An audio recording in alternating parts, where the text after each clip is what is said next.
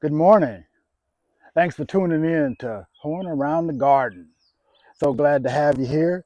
If you would, kindly take a moment to like and subscribe to the channel. Today, I'm out here, as you can see, in my element, in my playground. So much of things that need to be done around the farm. We just can't lay in the bed all day and be lackadaisical because there's always something to do, whether you're on a farm or whether you have a garden. Right now, I am in pre-planting season. I'm getting ready to plant my tomatoes. I don't know if you can see behind me here. See if I can step out of the way. But I do have some pre-dug holes. I have about 20 holes. You'll see the mounds on the side here. These holes are approximately 12 inches deep. They might be a little bit more plus or minus, but who's measuring? Anyway, as you know, if you've watched any of my videos in the past, I do have chickens. And one of the other byproducts from chickens, other than the eggs, they also give an awesome fertilizer in the form of their poop. Now, a lot of people frown up about chicken fertilizer because they say that it's too hot. Basically, meaning that it is very high in pH and a very high pH, very high phosphorus, and very high nitrogen level. It will burn your plants. It will harm your plants if you put it in the wrong way. You have to know what you're doing with this stuff.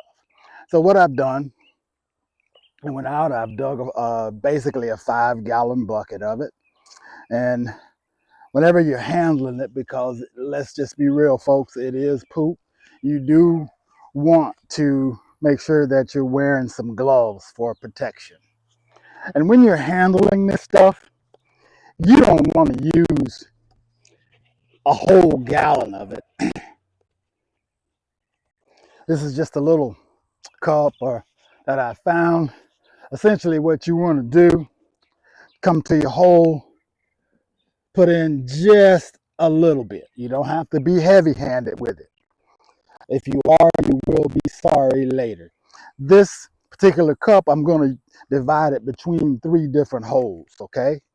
And this will sit in the ground for a while.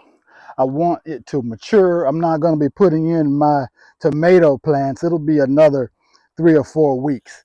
Here in Florida right now, it is very warm, but let's not be deceived. We will be having another cold snap or another freeze here shortly. So I'm not trying to get my plants in the ground. It's going to be March before I try to.